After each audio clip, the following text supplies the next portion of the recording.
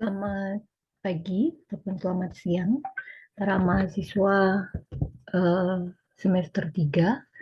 Untuk mata kuliah metodologi riset hari ini, saya akan memberikan sedikit paparan tentang tugas yang harus kalian lakukan.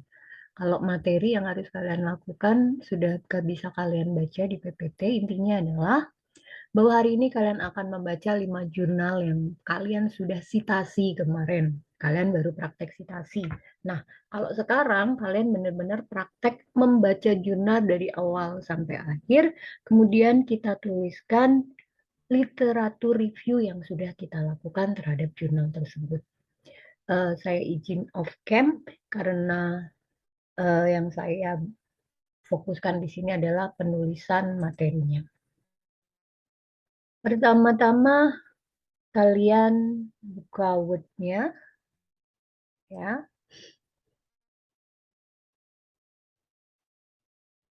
Oke. Nah, kalian buka Word, kemudian kalian mulai lakukan tugas praktek literatur review dan buat satu tabel untuk menuliskan hasil review kita. Di mana ada judul artikel, latar belakang masalah, rumusan masalah, batasan masalah, tujuan penelitian, manfaat penelitian, dan yang terakhir adalah metode pengumpulan data yang dilakukan. Dan yang di sini terakhir adalah daftar pustaka yang kita gunakan apa saja. Jadi tinggal kita tulis di Mendeley jika memang citasinya ada di sini. Uh, saya sudah membuka Mendeley saya. Saya sudah buka Mendeley saya. Nah, saya sudah buka Mendeley saya. Di Mendeley saya ada 5 file tentang penggunaan fuzzy. Yang pertama adalah Adaptive Network-Based Fuzzy Inference System for Speech Recognition through Subtractive Clustering.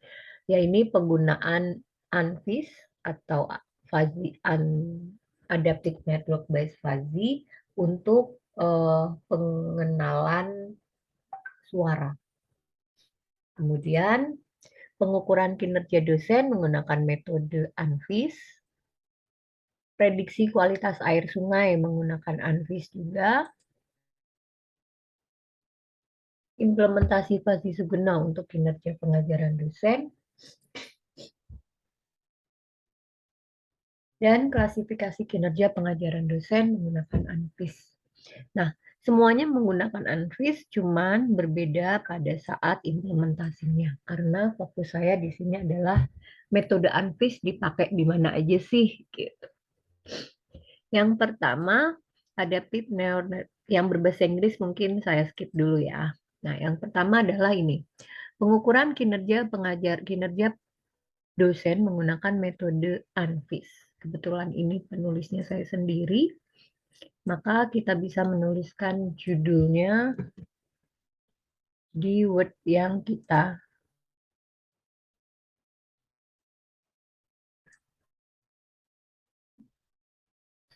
judul artikelnya kita tulis di sini.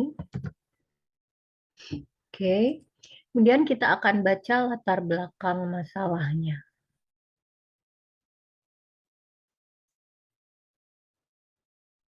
Nah, latar belakang masalah biasanya akan ada di abstrak dan pendahuluan. Kita baca abstraknya. Bahwa institusi pendidikan tinggi adalah lembaga utama dalam menciptakan para generasi muda yang dapat siap terjun ke dalam dunia kerja dan industri. Dan salah satu program pendidikan yang turut berperan serta adalah pendidikan jalur vokasi. Pendidikan vokasi merupakan pendidikan tinggi yang diarahkan untuk penguasaan keahlian terapan tertentu.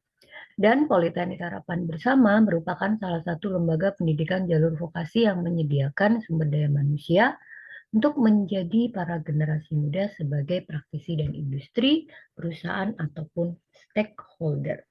Nah, ini masih pendahuluan yang menyebutkan kenapa penelitian ini harus dilakukan. Dan masalahnya ada di sini.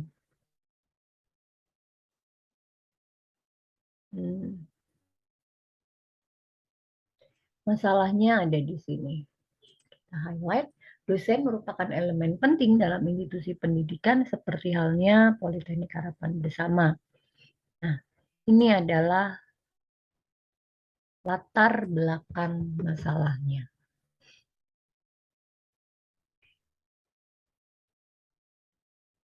Nah, kita tuliskan di sini latar belakang masalahnya. Kita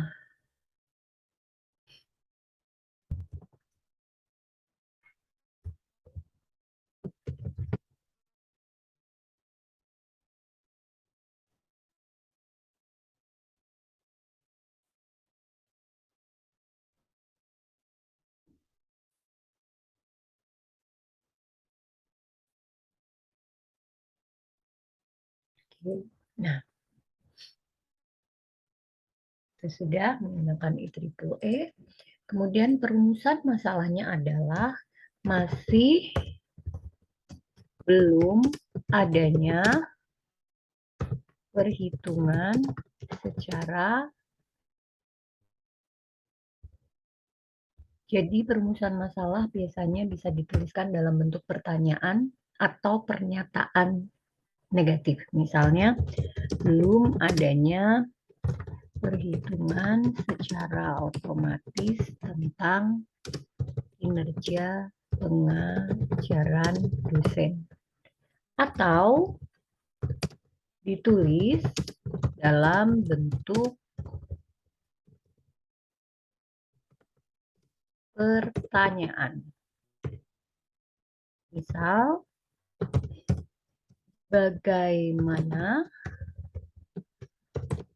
cara melakukan perhitungan kinerja dosen menggunakan metode ANFIS. Nah, batasan masalahnya di sini kita lihat dosen mana yang kita lakukan sampel penelitian. Jadi hanya dilakukan untuk dosen Politeknik Harapan Bersama. Kemudian buat siapa lagi? Hanya melakukan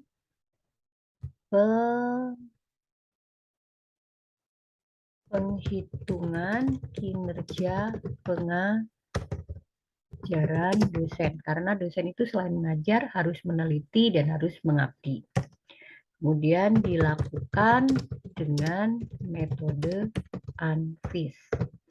Dan di sana ada berapa variabel kita lihat.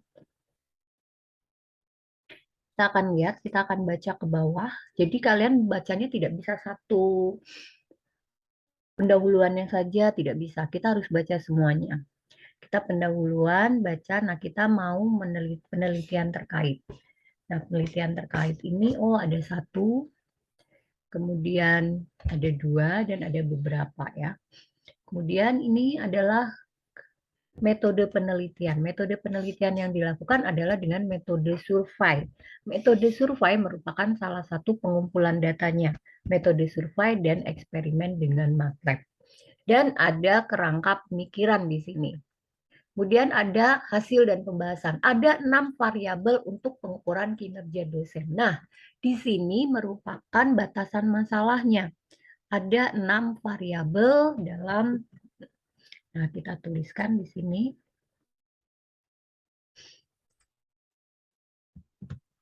Ada 6 variabel untuk, nah tujuan penelitian biasanya akan ada di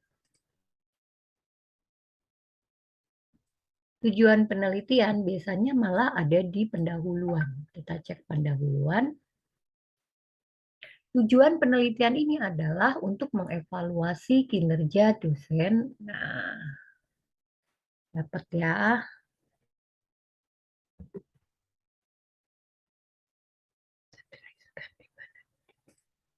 Oke. Manfaat penelitian. Mempermudah otomatis ya. Mempermudah perhitungan kinerja pengajaran dosen. Metode pengumpulan datanya tadi adalah survei. Metode survei. Dua, metode observasi. Oke, ini selesai satu artikel. Silakan kalian baca untuk artikel kedua, ketiga, dan lakukan seperti ini. Kiranya penjelasan saya cukup bisa diterima. Ini kemudian kita tulis insert bibliografi di sini ya.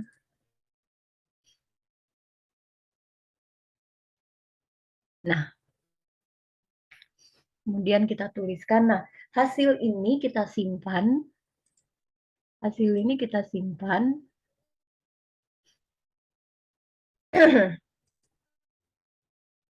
dengan nama kita, tugas praktikum literatur review Ida Afriliana, kelas 3A, 3B, 3C, atau 3Z, saya tulis di sini ya.